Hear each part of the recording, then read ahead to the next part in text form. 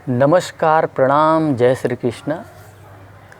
आज आत्मा के विषय में बात करेंगे, उसके बारे में जानकारी प्राप्त करेंगे। देखिए, इसके विषय में जानकारी जो है हमें एक बेहतर इंसान बना सकता है। किसी भी चीज़ के बारे में अगर हमें ज्ञान हो तो डेफिनेटली हम उस दिशा में बहुत ही बेहतर जो है काम कर सकते हैं। तो देखिए, ये जो हमारा शरीर है ये एक डिवाइस की तरह है, एक यंत्र की तरह है। और हम कौन है? हम एक्चुअल में इस डिवाइस को चलाने वाले हैं। और वो क्या चीज़ है?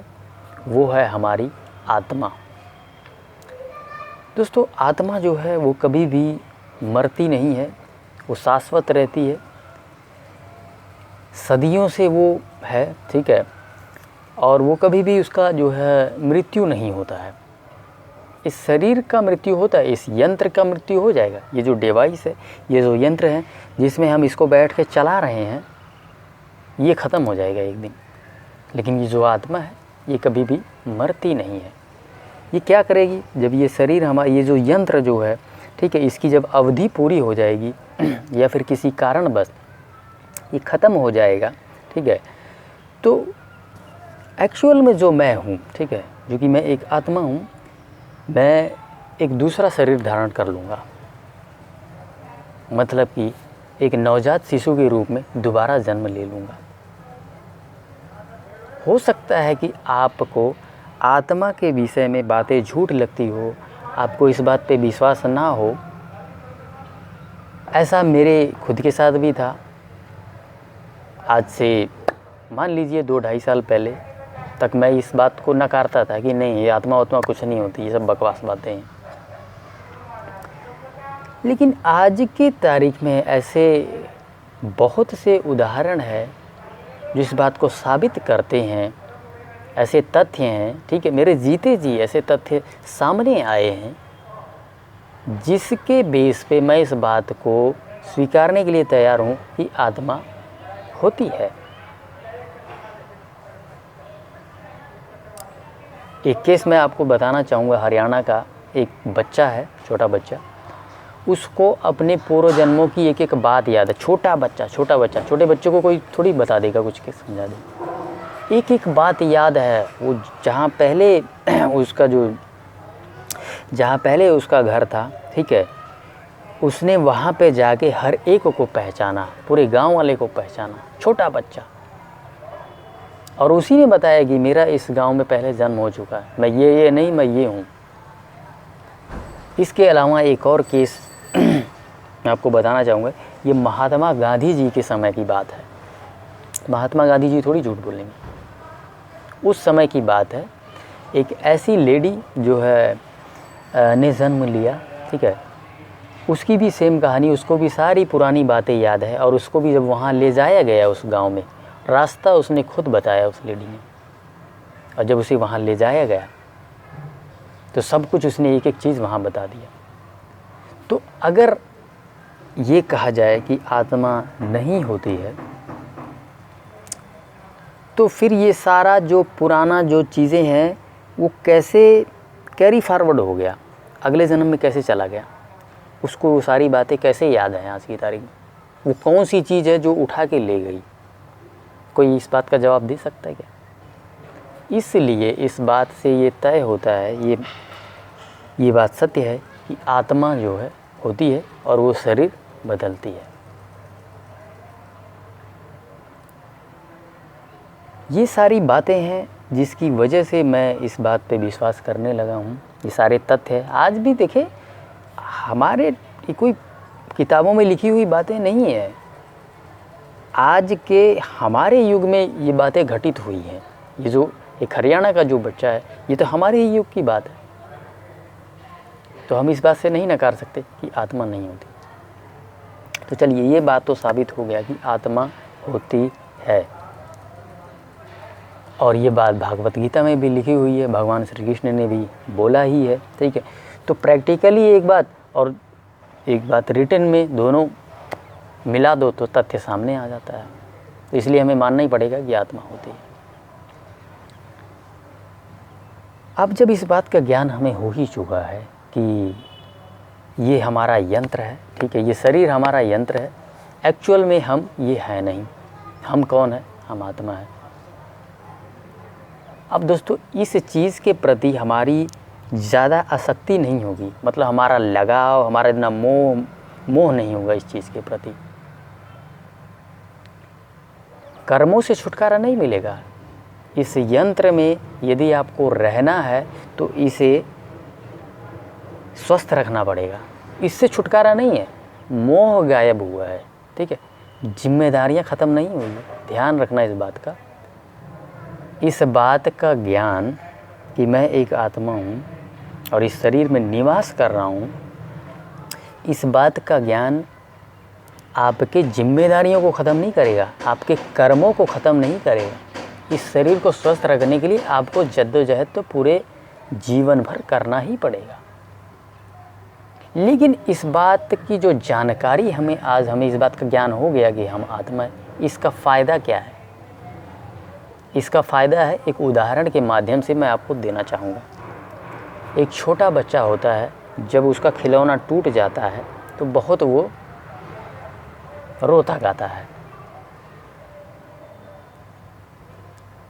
लेकिन आज जब हम बड़े हो चुके हैं, हमारे सामने कोई चीज़ हमारी टूट फूट जाती है, मोबाइल ही टूट जाता है मान लीजिए, तो क्या हम रोते गाते हैं?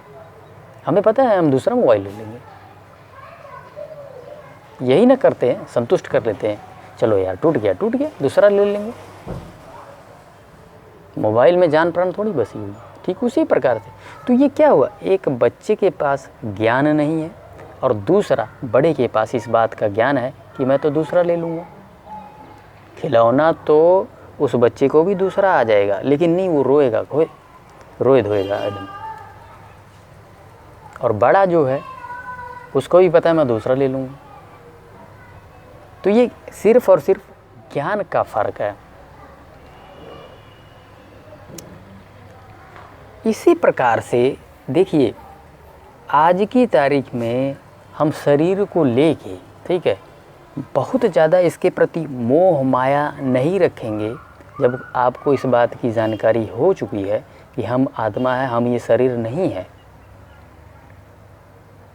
तो एक दिन अगर ये ख़त्म भी हो जाए, ख़त्म होने के कगार पे भी आ जाए, तो आप इस बात से विचलित नहीं होंगे, डरेंगे नहीं आप, क्योंकि आपको पता है आप वो हो ही नहीं, ये शरीर आप ये हो ही नहीं।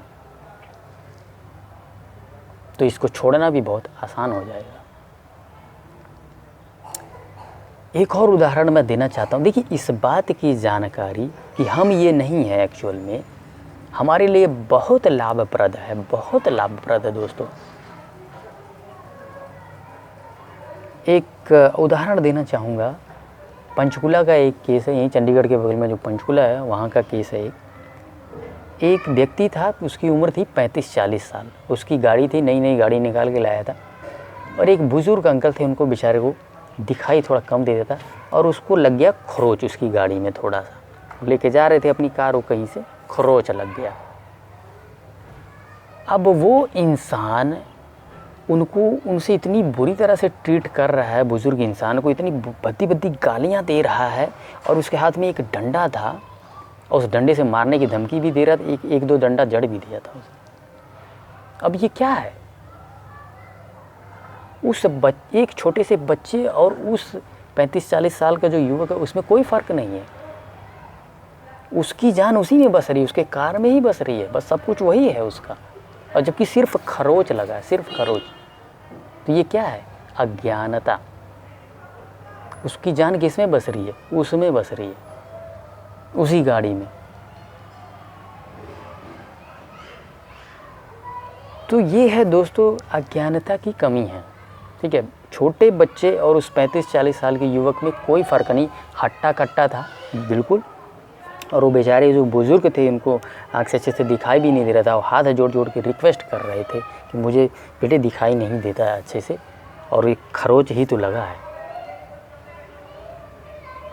तो लोगों की जानें आजकल भाई साहब इन मटेरियलिस्टिक चीज़ों में ज़्यादा बस रही है, ठीक है, गाड़ी बंगला, ठीक है, इस शरीर के प्रति आसक्ति। लगाव, मोह। लेकिन इस बात की यदि हमें जानकारी हो जाए, हमें ज्ञान प्राप्त हो जाए, तो हम बड़े आराम से, बड़े शांति से रहेंगे, क्योंकि हमें पता है हम तो वो है ही नहीं, और उससे भी हमारा बहुत ज़्यादा मोह नहीं रहेगा, मोह लगा। मान लीजिए हम कितने साल हम जिएंगे, छोटी सी तो ज़िंदगी है, उस ज़िंदगी ख़त्म हो जाएगी तो क्या वो हम गाड़ी ऊपर लेके जाएंगे, ये बंगला ऊपर लेके जाएंगे? नहीं ना। तो ज्ञान अगर होगा हमारे पास तो हम जीवन भर एकदम शांतिमय, सुखी रहेंगे। ठीक है, उतना ही करेंगे जितनी हमारी आवश्यकताएं हैं। ठीक है, बटोर के रखने की कोशिश नहीं करेंगे। प्रकृति भी कहती है उतना ही लो जितनी ज़रूरत है। अरे प्रकृति से सीख लो, प्रकृति कहती है उतना ही लो जितना आपको ज़रूरत है। लेकिन हम क्या करें, बटोर रहे हैं, बटोर के रख ले रहे हैं, हम ही सारा बटोर लेंगे। कहाँ लेके जाओगे बटोर के?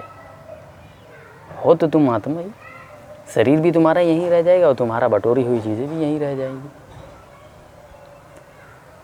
तो दोस्तों, ये है आज हमने बात किया आत्मा के विषय में। इस बात की जानकारी हमें जो है एक बेहतर जीवन देगा। ठीक है, तो चलिए दोस्तों, इस वीडियो को यहीं समाप्त। देखिए, कर्मों से छुटकारा नहीं, मैं फिर से कह रहा हूँ, इस बात की जानकारी यदि हमें हो गई तो कर्मों से छुटकारा नहीं है। आज भी मैं अपने कर्म कर रहा हूँ, मुझे इस बात की जानकारी है, मैं ये नहीं हूँ, ये जो हूँ मैं आत्मा हूँ। लेकिन इसके बावजूद सारे कर्म कर रहा हूँ, आप लोगों के लिए वीडियोज़ बना रहा हूँ। ठीक है, अपनी जिम्मेदारियों को पूरा करने के लिए एक जॉब कर रहा हूँ मैं, तो उससे छुटकारा नहीं ले लिया मैंने, कर्म सारे मैं कर रहा हूँ, तो कर्मों से छुटकारा नहीं है। लेकिन हाँ, इस बात का ज्ञान अगर मुझे हो चुका है तो मैं आज बिल्कुल शांति से हूँ, सारे काम एकदम इत्मीनान से कर रहा हूँ, क्योंकि मेरे पास ज्ञान है। मुझे ढेर सारा ऐसे बटोरना नहीं है, प्रकृति से उतना ही लेना जितनी आवश्यकता है। अपनी जिम्मेदारियों को पूरा करते चला जाना, वो मेरा कर्म है, वो कर्म करना ही पड़ेगा हमें, और करना ही चाहिए। तो कर्मों से छुटकारा नहीं। चलिए, उम्मीद करता हूँ आज की वीडियो से मैं आपको कुछ सिखा पाया हूँ, कुछ मोटिवेट कर पाया हूँ। तो इस वीडियो को यहीं समाप्त करते हैं। धन्यवाद। जय श्री कृष्ण।